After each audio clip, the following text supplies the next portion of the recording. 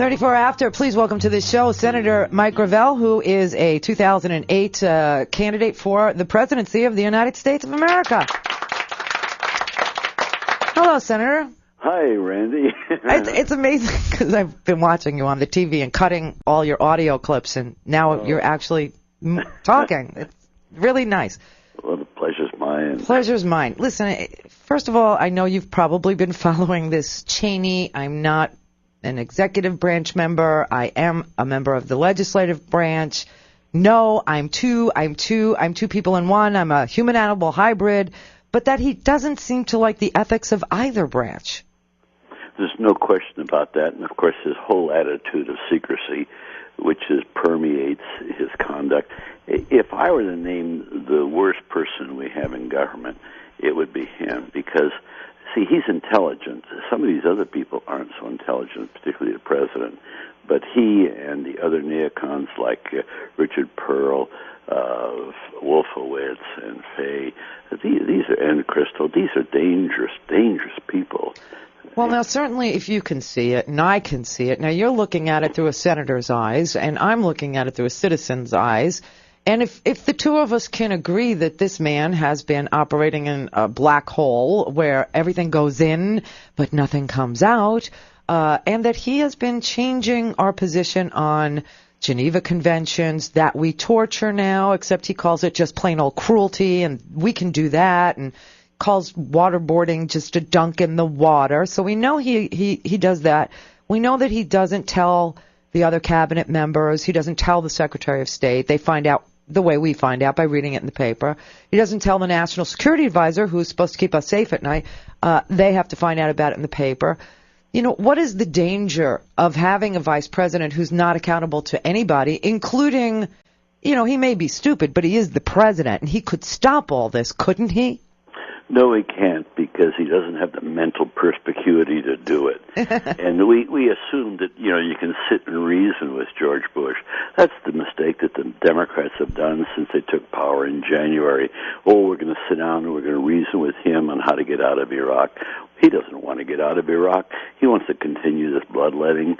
And, of course, the Democrats fall into this trap of politics as usual, where they won't exercise their constitutional power to end this war. That's the tragedy when we accept the conduct of the Cheneys and the Bushes as a matter of fact. It is not a matter of fact. It is wholesale immorality. Well, I agree. I mean, you know, you do have, you know, some Republicans helping the Democrats along a little bit. You know, saying things like, hey, we got the same troops from, you know, walk on the same streets, being attacked by the same people with the same bombs every single day, and I think this might be criminal. You know, you did have a Republican senator stand up and make that statement. And so, you know, we understand that, you know, you need 67 votes to override any veto. We don't have it. Well, wait a second. You don't have it, but they're not doing anything to get it. What you can do to override a veto is have every single day for the next 20, 25 days a vote on cloture. You'll give the American people time to weigh in, and you'll see these people turn. Sure, you'll never have the votes if you don't work and be tough to get the votes. And that includes not only a vote to limit debate in the Senate, that means the way to get to override the president's veto. We could end this, our role, by Labor Day if we had some kind of powerful leadership in the Congress. Well, you know, I heard you say that, and I thought to myself, I'm going to watch this next appropriations bill, and I did see, you know, the veto, and I did see a new one go up there, and this one only finances it through September of 07 instead of March of 08. And I really do believe that come September, you're going to see a lot of Republicans peeling off of this war, especially with all this news about Cheney, which is why I think that the Oversight Committee is, you know, Henry Waxman, guys of his ilk who are really, you know, devoted to... Oh, he's great. Oh, he's Henry phenomenal. I love Henry Waxman. I've loved him for a long time, and I've known for a long time that what he's been up to is, since he understood he didn't have a chance of introducing any legislation because we didn't have the Rules Committee, we didn't have any committees, except, 5 months ago we got the committees back. So he had been using his staff the whole time of the Republican majority to do it. Building it. And Randy, I'll tell you, I become president. Henry Waxman, with his investigatory committee in the Congress and a few others doing something, we're going to turn over this whole apple cart of garbage that will be able to sift through this and pursue these people the way they should be pursued, as criminals.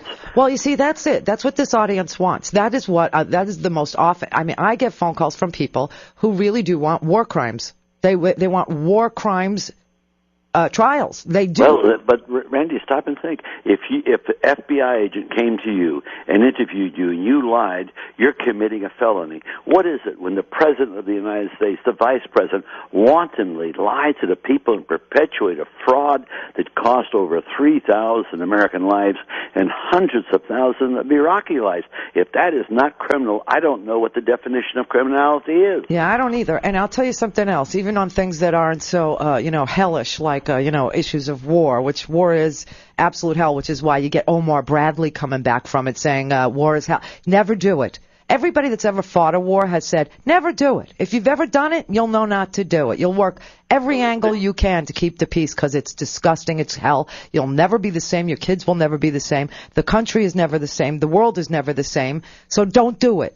Everybody that's ever done it has said, my advice, don't do it. But what do you do when the National Archives can't do oversight? When the White House security people can't do oversight? Andy, it's because we tolerate politics as usual. And I'll tell you, look at the Democratic candidates. They're going to give you the same old crap, only a little softer. And until we rear up and say, hey, there is no answer but to empower the American people, we're all looking to leaders on the white horse. There are no leaders. The only people of courage are the American people themselves, and they've been hoodwinked into this. We need to change our culture. The military-industrial complex owns the government lock, stock, and barrel, and they have militarized our culture so that we accept this stuff. Dwight Eisenhower said it. Boy, the way you're going to lose democracy is by the military-industrial complex, and that's exactly what's happening. And so for us to say, well, we're going to get the Democrats elected, we're going to have a Democratic president, none of this will work. It will be more of the same, more subtly. I've had one person tell me, my God, Gravel, don't rail against Bush, because maybe he's made it so mad for the first time in American history that people will stand up and say, we've had enough with partisanship, we've had enough with politics as usual, and we want fundamental change. And the only fundamental change that counts is to empower the people as lawmakers, to make them partners with their elected officials, and they automatically become the senior partners. I mean, to me, this all sounds correct and right, and I understand, not just the farewell speech by Eisenhower where he said, we would lose democracy. He also said we would lose our morality.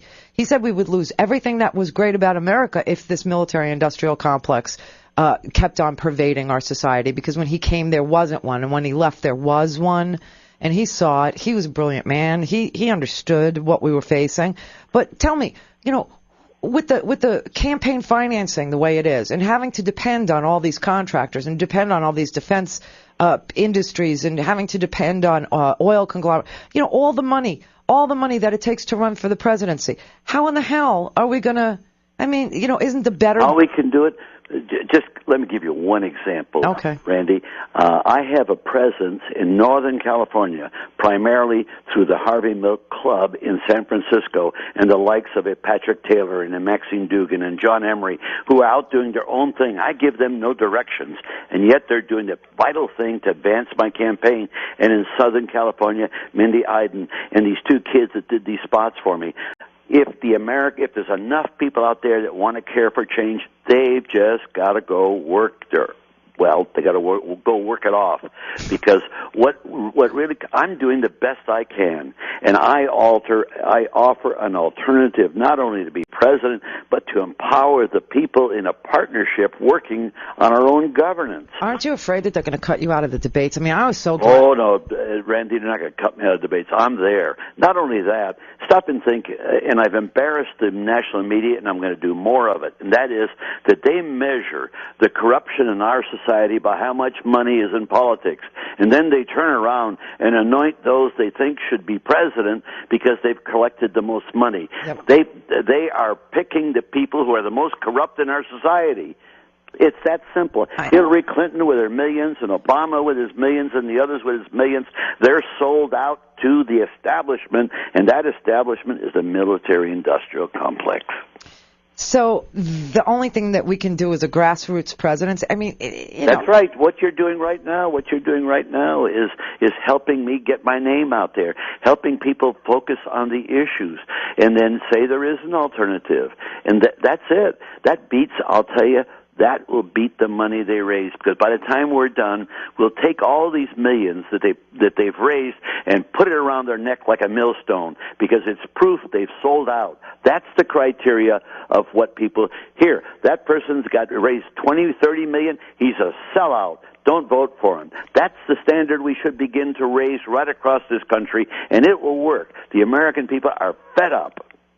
Well, they are fed up, but they really have no idea how to change things. I mean, on election day, they could go vote. Now, all we got to do is hope that there's a lot of people out there trying to correct the electoral system, which has been fraudulently manipulated for the benefit. George Bush stole the 2000 election and stole the 4000 election, and now we have enough people that are rising up with vigilance and not going to let them do it the next time around, either paper ballots or a paper trail. But you see, it's a citizenship. Now, we won't have, the majority's not going to rise up right now, because they've been, truthfully, they've been brainwashed by this White House and the compliant media, which only rests on commercialism. Stop and think. About 5 key individuals in this country control what the American people will acquire in terms of information. Oh, it's my life. I've been doing this for years, and I know exactly what the media landscape is, and I know exactly why you are, greeted with a brick wall, even though you've made them lots of money, even though they like you as a person, even though, you're successful. They say, quite frankly, we have too much business in front of Congress, and the business is worth a lot more than you could ever make. That's right. That's what they tell you, and they're not even shy about it. We have business in front of Congress. We have broadband, we have spectrum, we have more deregulation, and we won't have anything get in the way of our business in front of Congress, because even if you made us $1 billion, it wouldn't be worth what we can make if Congress rules in our favor. And that's, people don't get that. They don't understand that there are 5. I call it get this, Randy. I call it like the heads of the 5 families. People get this. They thirst for empowerment. They don't know the details of it, but they thirst for it. And if we could make the people aware that there is legislation that they control, that they vote for, that empowers them and makes them equal, in fact, more than equal. They become the senior partners with officialdom of government. And so if the people can acquire control of their government by becoming lawmakers, I'll tell you, the people will be able to solve all the problems. And they're not perfect. They'll make mistakes, but when they make mistakes, they can correct it. When representative government makes mistakes, they don't correct it because they don't feel the pain, and they can't admit that they made a mistake because it'll be used against them. That's not the case with the American people. We've got to have, there's only 2 venues for change: the government, where the problem lies, and the people. You have no choice but to go to the people and have enough confidence that they can do it if they're given the proper tool. And that's what the National Initiative for Democracy is all about. Yeah, I know, and I believe you're right. I know you're right. I worry about the media, and I know how tightly held it is. I know how stories die every single day. I watch the news be canceled every day. It freaks me out.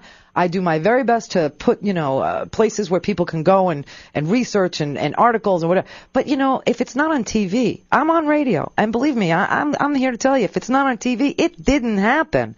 It just didn't happen. And the TV is the most superficial facet of our information. And it's like there's a hall monitor there that just stands and goes, no, not this story, no, not that story, no, not that It's incredible because the corporations vet the stories in their best interest. They say, this story will hurt us with Congressman so-and-so or Senator such-and-such, and we're not airing it because we have business in front of his committee. That's what goes on. They've dumbed down.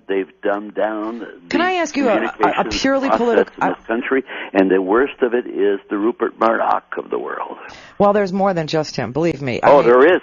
No, he's the kingfish of it. He's the one that invented killing news. He actually invented killing news and high graphics and simple stories and sound bites only, and just, if you put the right thing behind a person's head, then people feel patriotic about him. And if everybody on the TV wears a flag pin, then we get more, they still have less viewers than we have listeners. And the same could be said for CNN, and all the cable news channels have less viewers than we have listeners. But you have listeners, Randy. But what I'm saying is, if it's not on the TV, it didn't happen. That's the whole point. That's okay, but you just keep fighting.